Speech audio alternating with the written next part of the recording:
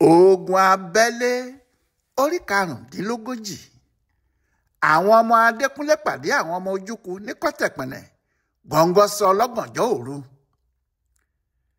Lẹ́yìn táwọn ọmọ ogun Adekunle ti gba Port Harcourt mọ́ àwọn ọmọ ogun Ojukwu lọ́wọ́, tí gbogbo nǹkan sì ti rí rúdurùdu fún wọn, Ojukwu tún sáré dìde padà o. Ṣé nígbà tí ọ̀rọ̀ náà ṣẹlẹ̀ bó ṣe ṣẹlẹ̀ yìí, ọkàn ọkùnrin olórí Biafra náà dàrú. Pàápàá nígbà tí wọ́n wà níbi tí wọ́n ti fẹ́ jíròrò lórí ọ̀rọ̀ Nàìjíríà àti orílẹ̀-èdè wọn tuntun, tí wọ́n sì ti múra láti sọ fún Nàìjíríà ohun tí àwọn fẹ́ àti ohun tí àwọn ò ní gbà láéláé. Àwọn náà mọ̀ pé bó bá ṣe pé kò sí ti ohun tó ṣẹlẹ̀ ní Pọ́tà ni, ìpàdé tí àwọn èèyàn náà ń ṣe lọ́wọ́ ní Kampala yóò so èso rere fáwọn ọmọ Biafra, nítorí yóò ṣeé ṣe kí gbogbo àjọ àwọn orílẹ̀-èdè àgbáyé fi ẹnu kò pé kí Nàìjíríà fààyè gba Biafra, kí wọ́n jẹ́ kí wọ́n máa lọ. Ṣùgbọ́n ìṣẹ̀lẹ̀ tó ṣẹlẹ̀ ní Pọ́tà náà da nǹkan rú. Ọ̀rọ̀ inú ẹlẹ́dẹ̀ ní ń gbé. Ohun tó wà nínú Ojukwu àtàwọn ọmọ ẹ̀ tẹ́lẹ̀ wọn ò lè sọ ọ́ síta mọ́. Ṣùgbọ́n lẹ́yìn tí Ojukwu ti kárí bọnú fún ìgbà díẹ̀, ó ránṣẹ́ pàjáwìrì sí gbogbo àwọn lórí ológun ẹ̀, àwọn tí wọ́n wà lójú ogun. Ó sì sọ fún wọn pé kò sí ohun tí yóò tẹ́ òun lọ́rùn láyé yìí ju kí wọ́n gba ìlú Pọ́tà padà fún òun lọ o. Ó pàṣẹ fún olórí àwọn jagunjagun rẹ̀ pé kó má dúró, kó mọ bí òun yóò ṣe ṣa àwọn alágbára ọmọ ogun jọ tí wọn yóò sì lé àwọn ọmọ ogun Nàìjíríà kúrò ní Pọ́tà àti gbogbo agbègbè ẹ̀. Bí wọ́n bá sì rí Benjamin Adekunle ní gbèrègbèrè àdúgbò náà, kí wọ́n mú un balẹ̀ kíákíá ni. Kò sí ohun tí yóò jẹ́ kí inú òun dùn jù láyé yìí ju kí òun gbọ́ ikú Adekunle lójijì lọ. Ṣé Adekunle ni olórí àwọn ọmọ ogun 3rd Marine Commando? Àwọn náà ni wọ́n sì ń fojú àwọn ọmọ ogun Biafra rí màbo ní gbogbo ilẹ̀ Biafra. Ojukwu sì ti rò pé bí Adekunle bá ti lè kúrò lójú ọ̀nà, apá òun yóò ká Gowon àti gbogbo àwọn tó bá tún rán jáde. Kíá làwọn ọmọ ogun Biafra náà gbáradì. Bẹ́ẹ̀ ni rédíò wọn tí wọ́n ṣẹ̀ṣẹ̀ tún jí dìde bẹ̀rẹ̀ sí ké tantan pé àfi kí gbogbo Biafra dìde o, nítorí ibi tí ọ̀rọ̀ dé dúró yìí, Gowon àti àwọn Nàìjíríà fẹ́ pa gbogbo ọmọ Ìgbò run ni o. Báyìí ni wọ́n bẹ̀rẹ̀ sí pariwo Biafra tuntun, Biafra tuntun o, tí wọ́n sì sọ pé kí gbogbo èèyàn tó bá nífẹ̀ẹ́ orílẹ̀-èdè náà máa sọ bẹ́ẹ̀ káàkiri.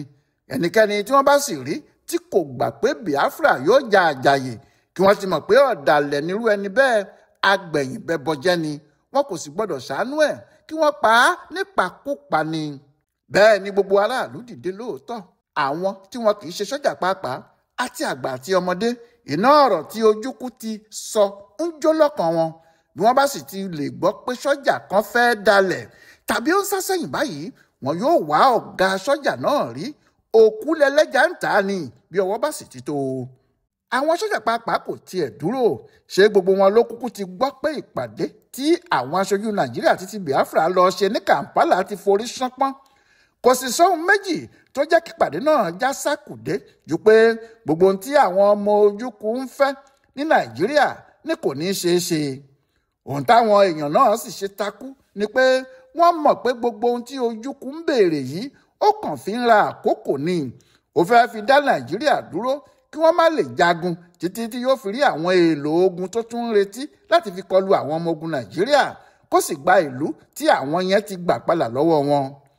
Ohun tó ṣe ń bẹ àwọn tí wọ́n lọ sípàdé náà pé kí wọ́n sọ fún Nàìjíríà kó jẹ́ kí àwọn sinmi ogun jíjà kí àwọn tó máa bá ìpàdé àwọn lọ nìyẹn.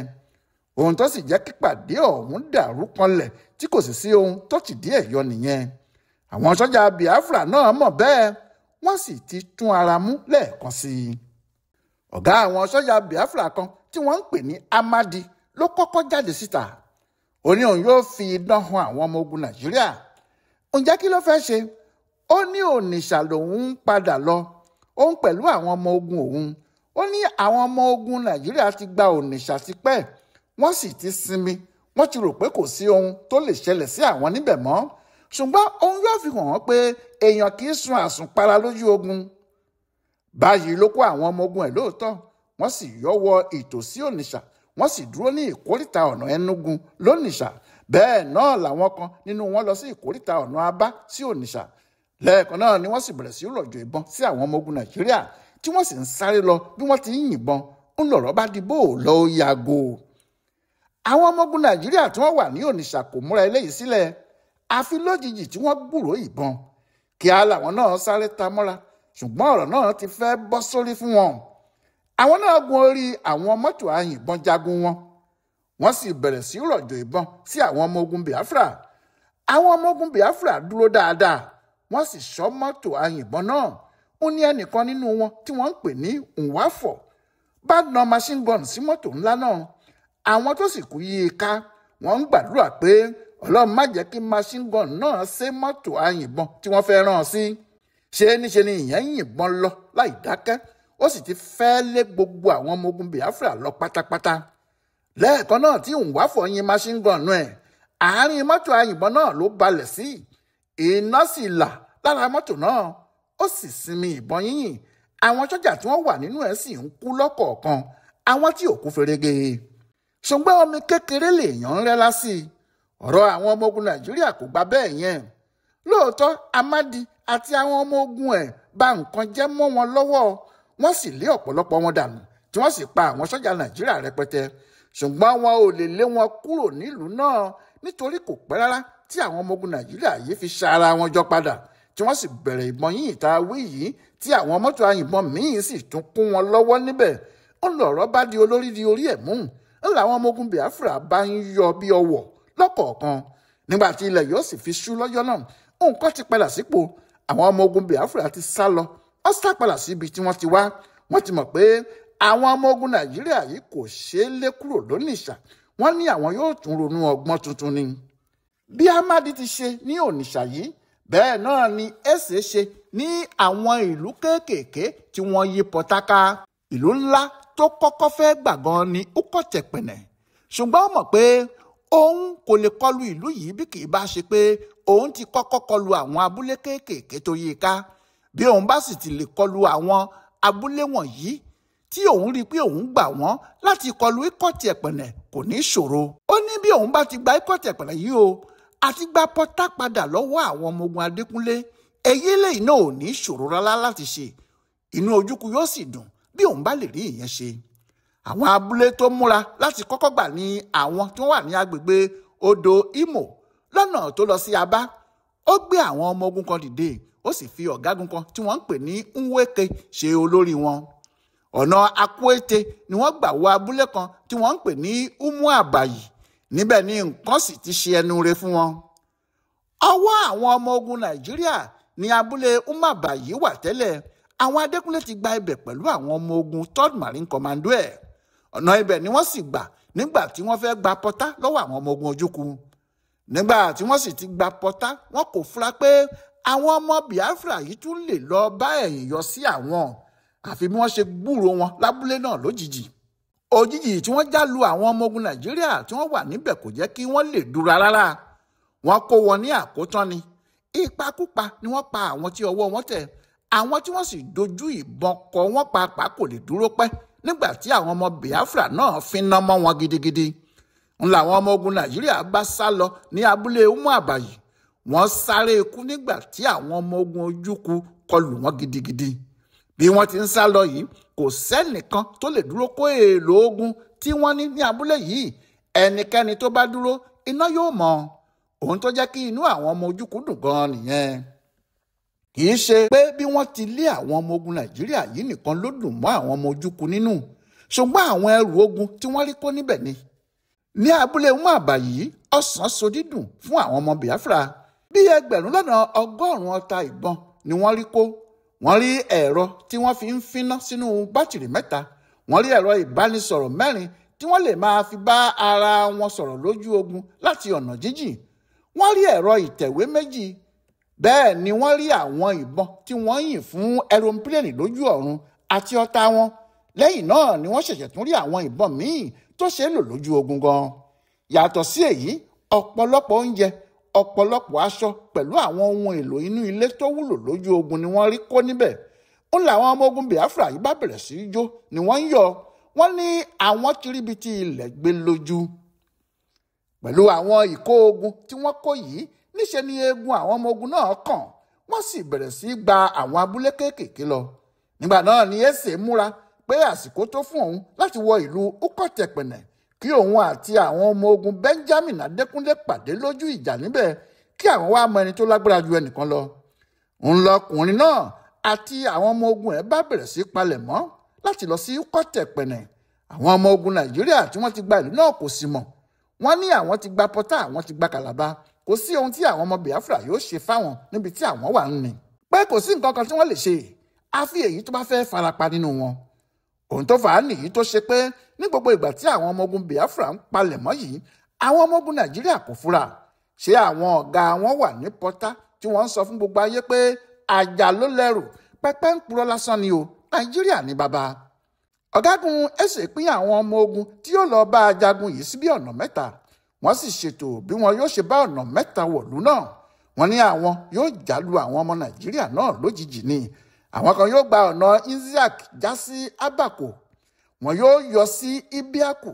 Wọ́n yóò wá dúró ní ìkóríta ọ̀nà Ikot-Ekpene sí Uyo. Wọ́n yóò múra ogun lọ́ọ̀ọ́kán ibẹ̀ yẹn ní tiwọn. Àwọn míì yóò gba ọ̀nà Ukana. Wọ́n yóò sì lé wọn dànù ní ilé ìwé ga Ibibio State College. Wọ́n yóò sì ti ibẹ̀ já sí Ikot-Ekpene gan-an. Bí wọ́n bá ti débẹ̀ ni wọ́n yóò bẹ̀rẹ̀ sí dáná ogun. Àwọn míì yóò gba ọ̀nà Ukpomuwana wọlé. Wọ́n yóò sì sáré títí wọn yóò fi dé ìkóríta ọ̀nà Uyo sí Ikot-Ekpene. Níbẹ̀ náà ni gbogbo wọn yóò sì ti rọ́wọ́ ìlú náà lẹ́ẹ̀kan tí wọn yóò sì dojú ìjà ńlá kọ àwọn ọmọ ogun Nàìjíríà tó wà níbẹ̀ kí wọ́n lè gba ìlú náà padà lọ́wọ́ wọn. Bí wọ́n ti sọ pé wọn yóò rìn bẹ́ẹ̀ gan-an ni wọ́n rìn o.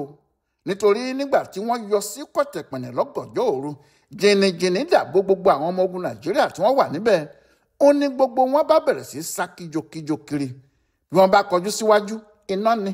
Bí wọ́n bá gba ọ̀nà ẹ̀yìn, iná ni. Kò sí ibi tí àwọn ọmọ ogun Nàìjíríà yìí yóò dojúkọ tí wọn kò bá iná pàdé láti ọ̀dọ̀ àwọn ọmọ ogun Ojukwu.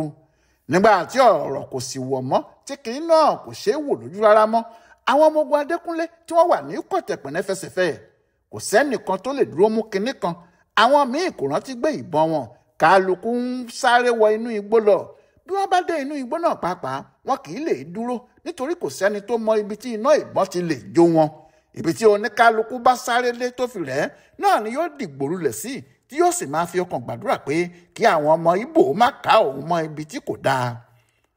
Ọ̀rọ̀ náà bá àwọn ọmọ ogun Adekunle lójijì débi pé gbogbo àwọn tí wọ́n wà ní Pọ́tà, àwọn tí wọ́n wà ní Uyo, àwọn tí wọ́n wà ní Ọ̀rọ̀hún kò lè pajúdé mọ́. Oorun kẹ̀ níwájú adájọ́, kálukú ń wádìí bí ọ̀rọ̀ náà ti rí ni. Àwọn tí wọ́n wà ní Uyo, ìyẹn iléeṣẹ́ ológun tó wà ní Uyo sáré kó ẹrù wọn tó ṣeé kó. Wọ́n ya sáré gba Ọ̀rọ̀hún lọ. Wọ́n ní bí ogun náà bá ya bo àwọn níbẹ̀, kò ní kó gbogbo ẹrù àwọn lọ. Èyí tó tiẹ̀ ń dùn wọ́n jù ni pé ọta ìbọn àti àwọn èlò ìjagun tó wà ní Ikot-Ekpene náà kì í ṣe kékeré. Gbogbo ẹ̀ pátá làwọn ọmọ ogun Ìgbò yìí sì tún kó lọ. Wọ́n ti kó ọta ìbọn, wọ́n sì tún gbé ìbọn àwọn jagunjagun wọn. Bí ẹnìkan sì dojú ìjà kọ wọ́n lásìkò yìí pẹ̀lú ọta ìbọn tó ti wà lọ́wọ́ wọn nì, ohun tí ojú wọn yóò rí kò ní í ṣe é fẹnu sọ. Báyìí làwọn ọmọ ogun Ojukwu di ẹ̀rù jẹ̀jẹ̀ sí Adekunle lọ́rùn o, nítorí wọ́n gba ọ̀nà ẹ̀yìn yọ sí i. Ọ̀rọ̀ náà sì di ijó àti ayọ̀ láàrin àwọn sọ́jà Biafra títí dórí àwọn ọ̀gá wọn ni wọ́n ń jó tí wọ́n ń yọ̀ pé àwọn ti rẹ́yìn odi. Àwọn sọ́jà náà sì ń ṣèlérí pé bí Ojukwu bá lè wá ìbọn tó pọ̀ àti ọta ìbọn rẹpẹtẹ tó bá kó lé àwọn lọ́wọ́, kó fún àwọn ní oṣù 3 péré, àwọn yóò lé gbogbo àwọn ọmọ ogun Nàìjíríà kúrò nílẹ̀ Ìgbò. Àwọn yóò sì gba Biafra sílẹ̀ lọ́wọ́ wọn. Àwọn yóò sì máa ṣe ayé àwọn níta wọn. Ojukwu apá gbọ́ ọ̀rọ̀ náà. Ó ní kí wọ́n fi ọkàn balẹ̀ o. Bó bá jẹ́ ẹ̀mí òun ni, òun yóò fi dì í. Òun yóò rí i pé ọ̀pọ̀lọpọ̀ ìbọn àti ọta tẹ̀ wọ́n lọ́wọ́. Òun náà yóò sì máa retí wọn kí wọ́n lé àwọn ọmọ Nàìjíríà kúrò ní Biafra kí wọ́n lè jẹ́ kí àwọn ṣe ayé àwọn. Benjamin Adekunle ní ìkíni náà ká lára jù. Ó ní bí ìyà ńlá bá gbé ni ṣánlẹ̀, àwọn kéékèèké a sì máa gorí ẹni. Ìyẹn ni pé òun ti di igbá àkólẹ̀ tó báyìí lọ́wọ́ àwọn ọmọ ogun Biafra tí wọ́n fi ń lọ gbẹ̀yìn kọlu àwọn ìlú tí òun ti gbà tẹ́lẹ̀, tí wọ́n sì wá sọ ìyẹn di agbára tí wọ́n ń lérí kiri pé àwọn yóò lé òun àti àwọn ọmọ ogun Nàìjíríà lọ. Òun lòun náà bá ṣa àwọn ọmọ ogun ẹ̀jọ́. Ó ní òun yóò fún àwọn ọmọ Biafra náà ní ọjọ́ 7 péré. Tí wọn kò bá jáde ní Ikot-Ekpene, kò ní sí ẹnì kankan nínú wọn tí yóò jáde láàyè níbẹ̀. Ṣùgbọ́n àwọn ọmọ Ìgbò náà ní irọ́ ló ń pa, kò lè lé àwọn ní ilẹ̀ bàbá àwọn. lòun náà bá fèsì padà fún wọn pé bí ikún ló lóko bí pàkúté ni kò tí ì yá o tí wọn yóò ríran wò, bó bá yá àwọn náà yóò ríran wò lójú òde gbangba. Báwo ni ìjà ìlú Ikot-Ekpene yìí ṣe wá rí gan-an? Ẹ tún pàdé wa láìpẹ́ jọjọ.